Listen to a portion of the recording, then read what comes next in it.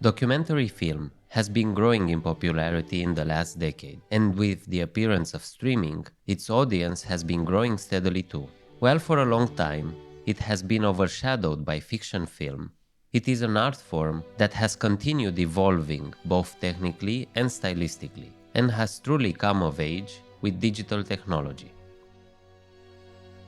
Documentary can take many shapes to tell real stories. From an investigative thriller that tells the story of a father and son accused of child abuse, as in Capturing the Freedmans, to a director's point of view experience of documenting war crimes, as in Camera Person. The brutal history of political assassinations in 1960s Indonesia, as told through reenactments filmed with the actual proud perpetrators of these crimes who never got punished as shown in the act of killing, or even a fully animated recreation of a real story told by a soldier living with the painful memory of war, as in Waltz with Bashir. A documentary can be made out of videos people posted on YouTube on a specific day in 2009, like Life in a Day. Or it can be an exquisitely composed and painstakingly shot visual essay of life on Earth, like in Baraka.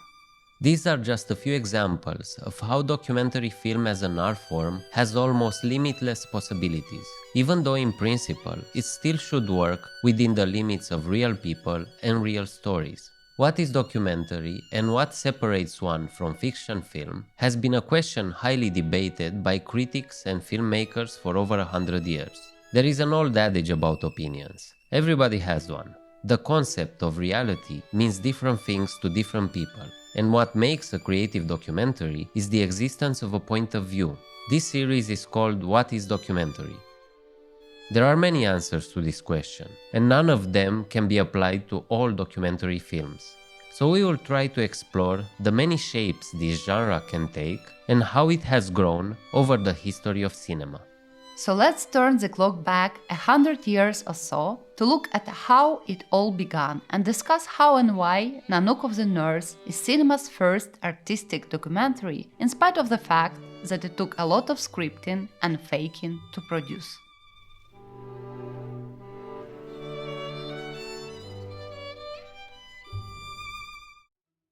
When the motion picture camera was perfected by the Lumiere brothers, the novelty of showing moving images was enough to draw a paying audience. The single-shot, static camera short films were called actualities and can be considered as being the first documentaries because they showed real-life situations filmed with minimal or no intervention from the camera operator. Though the term documentary itself would be coined only in 1926, 3 full decades after the Lumieres first started showing their actualities. And throughout the first 30 years of cinema, there were many endeavors that resemble what we might recognize as being documentary film. Due to technological limitations, the first films of the Lumiere brothers were not much longer than a minute. In 1897, Enoch J. Rector managed to use a film looping technique that allowed him to film a boxing match in its entirety and produce a film that was over an hour and a half long called the Corbett Fitzsimmons Fight. He toured North America showing the film to paying audiences. This film could be considered the first sports documentary. Between July 1898 and 1901, the Romanian professor Gheorghe Marinescu made several science films in his neurology clinic in Bucharest. He saw the potential of the motion picture camera in aiding medical studies and published his findings in international medical journals. Thus was born the scientific documentary film. As the novelty of moving pictures spread across the globe, viewers now had the chance to have a glimpse into the lives of people in countries they could only read about till now, with travelogue films like Moscow Clad in Snow from 1909. And of course, the new medium was used to document momentous historical events. Though the first battle ever filmed was in 1897 during a war between Turkey and Greece, the first war to ever reach a wide audience through the cinema was the First World War. All combatants used battle footage for propaganda purposes. Taking into account that hand cranking a 30-kilogram camera over the side of the trench in the middle of battle would be hazardous to the cameraman's chances of making it back home with the film, these films are a combination of documentary footage and staged scenes. One notable example is the Battle of the Somme from 1916, filmed on the Western Front by Geoffrey Malins. The film is surprisingly realistic for its time, depicting scenes of combat and showing dead or wounded soldiers. Some important moments, like British soldiers crouching in their trench before going over the top into battle, are entirely staged. But this did not matter too much to the general public, since the film ended up being viewed by 20 million people.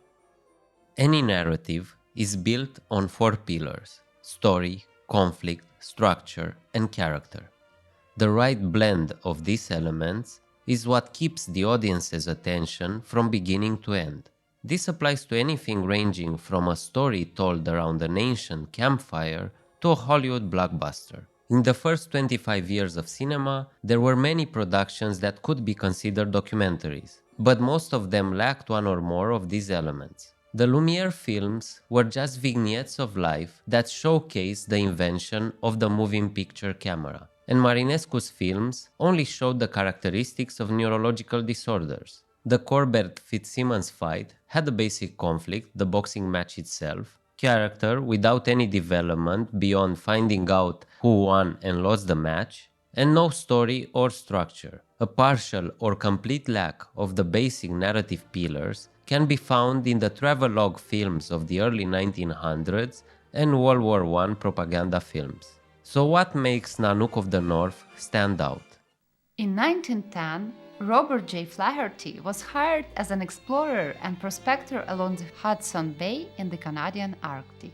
Learning about the lands and people there, he decided to bring a camera with him on his third expedition in 1913. Using a Bell & Howell camera, a portable developing and printing machine, and some lighting equipment, Flaherty spent 1914 and 15 shooting hours of film of Inuit life. However, in 1916, Flaherty dropped a cigarette onto the original camera negative, which was highly flammable nitrate stock, and lost 30,000 feet of film, about 8 hours of material.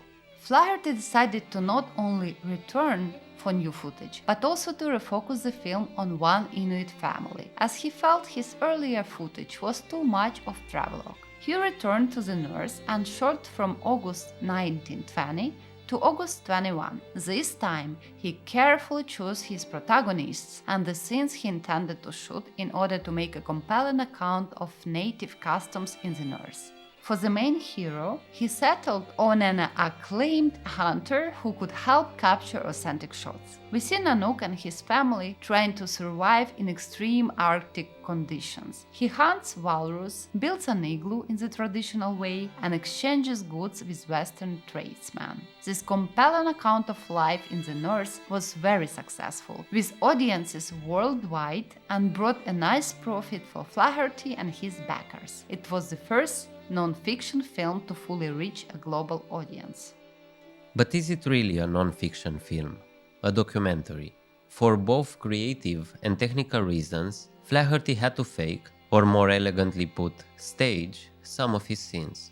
As a matter of fact, Nanook had been in contact with Western traders for many years prior to shooting the film. He had long before hung up his spear, the traditional Inuit hunting implement, in favor of a rifle. But because Flaherty wanted to show how Inuit lived without the influence of the white man, he asked Nanook to hunt walrus with a traditional spear. The 30-kilogram hand-crank camera and its lighting requirements could not allow the filmmaker to shoot certain scenes. So when we see the family building an igloo, they are actually making a three-sided structure so that the scene could be filmed with natural light.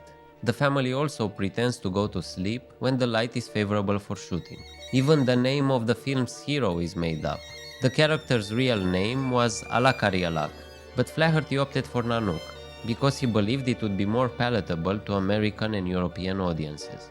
And finally, the role of Nanook's wife in the film is played by Flaherty's common-law wife. So with all this manipulation of reality, it is justified to ask, why is Nanook of the North considered to be a pioneer of the documentary genre? When reviewing the film, Roger Ebert said, "The film is not technically sophisticated. How could it be? With one camera, no lights, freezing cold, and everyone equally at the mercy of nature. But it has an authenticity that prevails over any complaints that some of the sequences were staged. If you stage a walrus hunt, it still involves hunting a walrus, and the walrus hasn't seen the script. What shines through is the humanity and optimism of the Inuit." Nanook of the North might be staged, but it is authentic. Its author's intention was to show the traditional life of the Inuit, and even though they might have used guns or worn Western clothing when not in front of the camera, the film's heroes did have the skills to build traditional spears and clothing and the know-how to survive on the ice. The film is a compelling narrative because it tells the story of a family's life, story and character, surviving in extreme conditions, conflict, in the span of a year, structure, as they trade, hunt, fish, and live a life far removed from the industrial age. And because Flaherty made the choice to romanticize what was real, audiences around the world had a glimpse into a culture known to outsiders. And 100 years later, we have the privilege of seeing a way of life that has long since faded away. In spite of any staging that occurred in the making of the film, Flaherty is maybe the first director to truly embody the documentary filmmaking spirit, because he chose to go to the far north and shoot in extreme conditions, with minimal equipment and small budget, a story he believed in. Accuracy or reality can have different meanings from one documentary filmmaker to the other, but what binds together all documentarians is the pursuit of a truth worth sharing through the medium of cinema, a truth that reveals something about our world and our shared humanity. Join us next time to explore what is documentary for filmmakers who chose to make films in opposition to Flaherty's approach, turning accuracy into a dogma, when we will discuss Dziga Vertov and Kino Pravda. Thanks for watching. Like and subscribe to see more videos like this.